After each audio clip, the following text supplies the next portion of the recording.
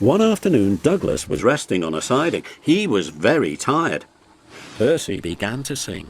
The bluebells are coming, oh ho, oh ho. The bluebells are coming, oh ho. If you must sing, Percy, grumbled Douglas, can't you sing in tune? Anyway, our song's about Campbells, and mine's about bluebells. Then it's daft. Bluebells are flowers. Flowers can't come, they grow. But, said Percy triumphantly, the Bluebells of England are different. They're engines, and one of them's coming with his controller. His name is Stepney. Didn't you listen, he went on severely, to the fat controller telling us about it? I was away. Oh dear, I couldn't understand it all, but engines on the other railway aren't safe now. They put them on cold, damp sidings, and then, Percy nearly sobbed, they cut them up. You're right there, agreed Douglas. If I hadn't escaped, I'd have been cut up too. It's all because of yon diesels, he added fiercely. Fair play, Douglas, reminded Percy. Some are nice. Look at Rusty and Daisy. Maybe so, answered Douglas with feeling. Anyway, the fat controller says Stepney's a match for any diesel. Besides, his controller will take care of him. He's a brave engine for all that, said Douglas admiringly. Fancy fighting his way through all those diesels just to see us.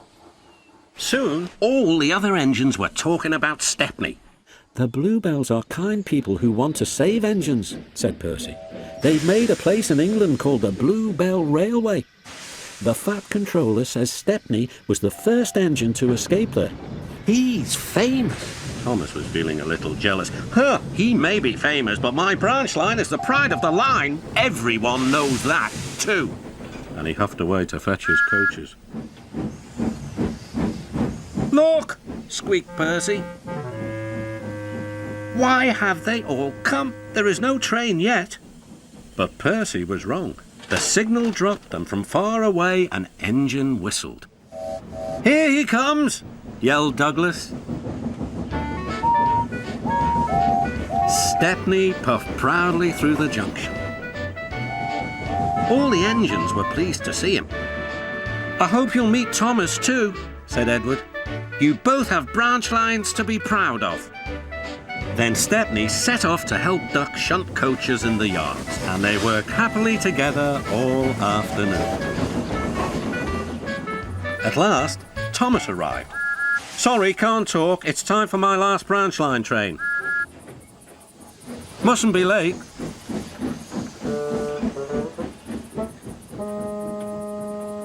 He was hardly out of sight when the engines heard shouting at the station. Moments later came the alarm. Stop all trains!